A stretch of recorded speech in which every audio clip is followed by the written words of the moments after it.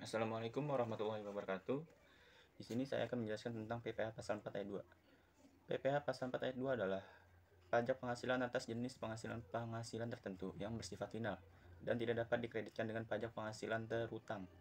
Istilah final di sini berarti bahwa pemotongan pajak hanya sekali dalam sebuah masa pajak dengan pertimbangan kemudahan, kesederhanaan, kepastian, pengenaan pajak yang tepat waktu, dan pertimbangan lainnya. Nah, di sini ada objek PPh pasal 4 ayat 2 dikenakan pada jenis tertentu dari penghasilan atau pendapatan dan berupa yang pertama peredaran bruto sebuah usaha di bawah 4,8 miliar rupiah dalam 1 tahun masa pajak. Yang kedua, bunga dari deposito dan jenis-jenis tabungan, bunga dari obligasi dan obligasi negara, dan bunga dari tabungan yang dibayarkan oleh koperasi kepada anggota masing-masing. Yang ketiga, hadiah berupa lotre atau undian. Yang keempat, transaksi saham dan surat berharga lainnya. Yang kelima, transaksi atas pengalihan aset dalam bentuk tanah atau bangunan. Yang keenam, pendapatan tertentu lainnya seperti sebagaimana diatur dalam atau sesuai dengan peraturan pemerintah. Nah, ketika PPh pasal 4 ayat 2 dikenakan atas transaksi antara perusahaan dan seorang individu, di mana perusahaan bertindak sebagai penerima penghasilan tersebut, maka perusahaan wajib menyelesaikan pajak ini saja.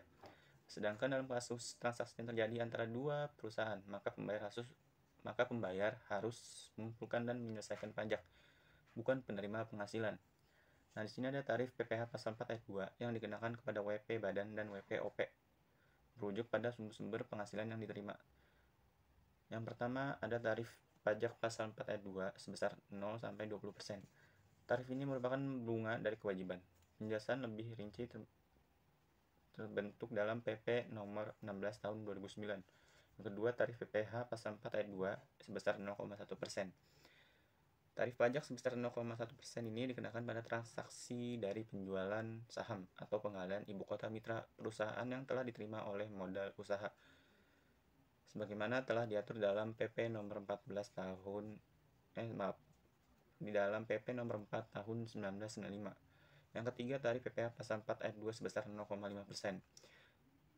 Tarif pajak ini untuk transaksi penjualan saham pendiri dan saham bukan pendiri atau non-founder sebesar 0,1%. Yang keempat, tarif PPh pasal 4 ayat 2 sebesar 2-6%. Tarif ini ditemukan pada PP nomor 51 tahun 2008 serta turunnya PP nomor 40 tahun 2009. Yang kelima, tarif PPh pasal 4 ayat 2 sebesar 2,5%.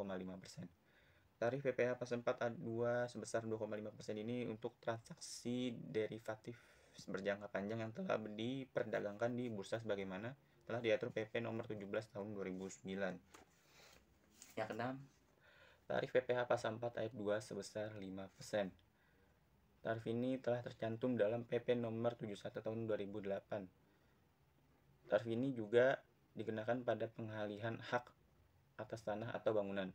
Yang ketujuh, tarif PPh pasal 4 ayat 2 sebesar 10%.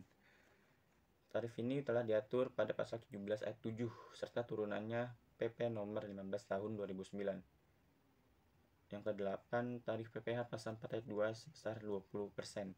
Tarif ini untuk bunga deposito serta jenis-jenis tabungan, sertifikat Bank Indonesia, dan diskon jasa giro sesuai PP nomor 131 tahun 2000 serta turunannya Keputusan Menteri Keuangan nomor 51 KMK 04/2001. Yang kesembilan, tarif PPh pasal 4 ayat 2 sebesar 25%. Tarif ini diberlakukan pada hadiah lotre atau undian seperti diatur dalam PP nomor 132 tahun 2000. Nah, di sini ada contoh perhitungan PPh ayat 2. Contohnya, pemerintah DKI Jakarta bersiap melakukan pembangunan sebuah jembatan. Pemenang tender yang sudah diputuskan adalah PT AAA yang juga berfungsi sebagai pelaksana konstruksi. PT AAA merupakan perusahaan konstruksi yang mempunyai kualifikasi dalam usaha kelas menengah. Sedangkan Bapak Klik adalah PKP yang bertindak sebagai perencana konstruksi dan konsultan sipil yang mempunyai sertifikat dalam perencanaan konstruksi dengan kualifikasi usaha kecil. Nah, nilai kontrak proyek pembangunan jembatan ini sebesar 5 miliar rupiah. Itu bukan termasuk PPN. Pembayaran dilakukan secara bertahap berdasarkan kemajuan pembangunan yang dilaporkan. pada 31 Januari 2020 dilakukan pembayaran tahap pertama, tahap 1, kepada PT AAA sebesar 1 miliar 750 juta rupiah. Pembayaran dilakukan dengan nomor faktur pajak 010.000 sampai 15.00.0830 tertanggal 1 Desember 2019. Pembayaran tahap kedua dilakukan pada Bapak pada 5 Juli 2021 sebesar 65 juta rupiah. Pembayaran dilakukan atas nomor seri faktur pajak 010.000 sampai 15.00.0950 tertanggal 30 Juni 2020.